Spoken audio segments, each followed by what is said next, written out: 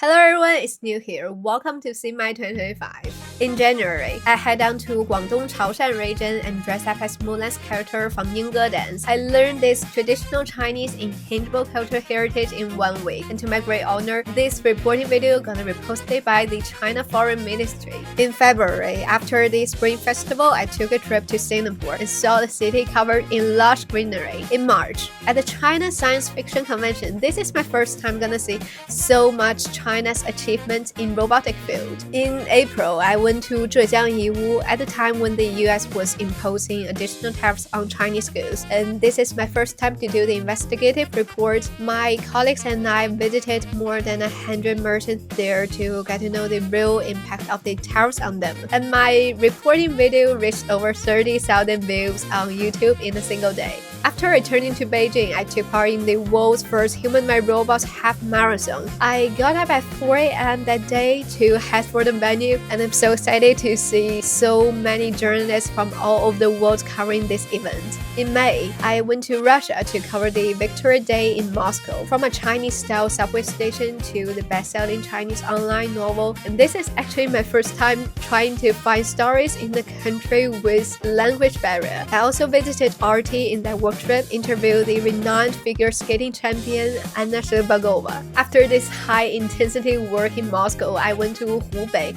and backed out in Enshi Grand Canyon for 2 days. In June, I went to Xinjiang Kashgar and filming my friend's Ainigir's wedding. Experienced a traditional Uyghur wedding where every moment is connected by dance. In July, I interviewed some veterans for the 18th anniversary of the victory of the War of Resistance against Japanese aggression. At the end of July, I went to Rumti, yes, Xinjiang again, to cover the international sniper shooting competition. In August, I went to Lianyungang in Jiangsu province to cover one of China's megaports. After that, I headed back to Beijing to cover the world's first humanoid robot games. On that field, I had the chance to interview Unitree Robotics CEO Wang Xingxing. In September, I went to Zhaosu grassland in Yili, Xinjiang again, for the autumn migration, where I met a Kazakh herder Nurman and unlocking a new interview setting on horseback. Then I headed to the South Korea covering the APEC meeting in Gyeongju. I even put up a cross-border friendship card exchange challenge through a straight interview between Beijing and Seoul. It's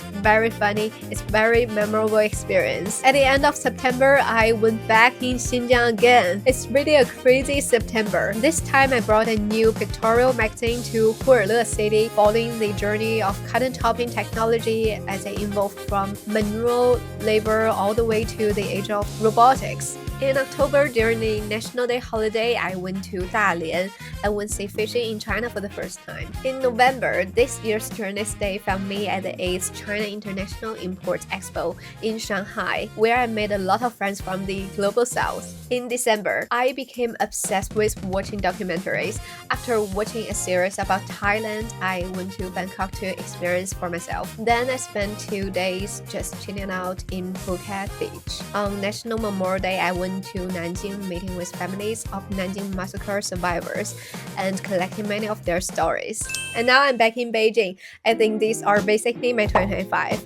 But beyond of these highlights, I think this year was packed with a lot of vivid moments. Those new places, those new friends showed me the amazing diversity of the world, which made me become a more powerful and more open-minded person. So if you ask me what I learned from my 2025, I want to say face everything in your life in the positive way and just go for it, and don't be afraid of making mistakes, because everything in your life, your experience, bad or good, will contribute to growth at the end. Actually, there's nothing more important than trusting yourself, your own decision, your own judgment, and your own will. So just go for it. And I also think that it's very necessary to find your own comfort zone, but don't stay there for too long, because I think life doesn't have so-called standing still. There's no such pause button.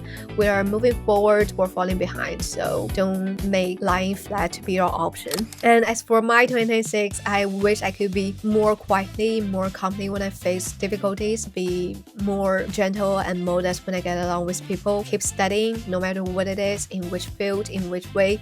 The point is to make sure I can learn something new in every single day. Broadening my horizon, reading books, seeing people, telling stories, discovering the beauty of the world, keep exercising, stay healthy, eat less chocolate and chips. At the end of the video, I wish all of you guys in front of the screen have a good start. Be more rich, be more beautiful, and more handsome in the next year. I'm Niu. See you in the next video. Bye bye.